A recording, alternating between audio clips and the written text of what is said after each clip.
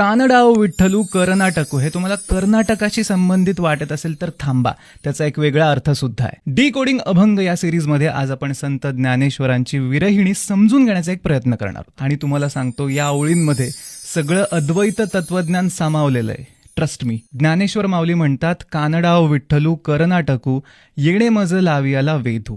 तर यातल्या कानडा आणि कर्नाटकूचे दोन अर्थ होतात. एक अर्थ कर्नाटकाशी संबंधित आहे आणि दुसरा अर्थ असा सांगितला जातो, कानडा म्हणजे न कळणारा, अनाकलनीय, अनडिसायफर्ड असा तो विठ्ठल आहे. आणि कर्नाटकू म्हणजे नाटक करणारा. पुढे ते लिहितात, शब्दे विण संवादू दुजे विण अनुवादू हे तव कैसे निगमे. म्हणजेच शब्दांशिवाय विठ्ठल संवाद करतोय.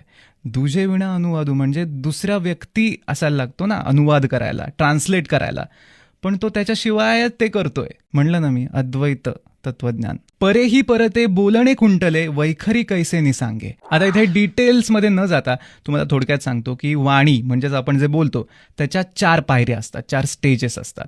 परा, पश्यंती, मध्यमा आणि वैखरी. तर परा म्हणजे जो पहिला थॉट आपल्या मनात जनरेट होतो बोलण्याच्या अगोदर, तो थॉट म्हणजे परा. आणि ज्ञानेश्वर माऊली म्हणतात की विठ्ठल हा परेच्याही आधी आहे. आणि वैखरी म्हणजे ॲक्च्युअल आपण जे बोलतो त्याच्याही पुढे, म्हणजे तो सर्वव्यापी आहे. आणि ज्ञानेश्वर माऊली पुढे जे लिहितात, अंगावर काटा येण्यासारखं आहे. ते म्हणतात, पाया पडू गेले तव पाऊलची ना दिसे उभाची स्वयंभू असे. म्हणजे तुम्ही भक्तीच्या अशा अल्टिमेट लेवलला जाता की तुम्हाला पाया पडायला गेलं की विठ्ठलाचे पायच दिसत नाहीत, तो स्वतः सगळीकडे व्यापलेला आहे हे दिसतं. समोर की पाठी मोरा न कळे थकची पडिले कैसे. या जगातला कण न कण फक्त विठ्ठल आहे, याची प्रचिती जेव्हा येते तेव्हा कदाचित अशा ओळी लिहिल्या जातात. मला सांगा, यापेक्षा चांगलं अद्वैत तत्वज्ञान कसं समजून घेता येईल. इथे कळतं आपल्याला की ज्ञानेश्वर माऊलींना ज्ञानेश्वर, ज्ञानाचा ईश्वर का म्हणतात. तर मंडळी, काही चुकत असेल, बरोबर असेल तर कमेंट्समध्ये नक्की सांगा. आणि अजून कुठले तुमचे आवडते भावलेले अभंग आहेत तेही सांगा. रामकृष्ण हरी.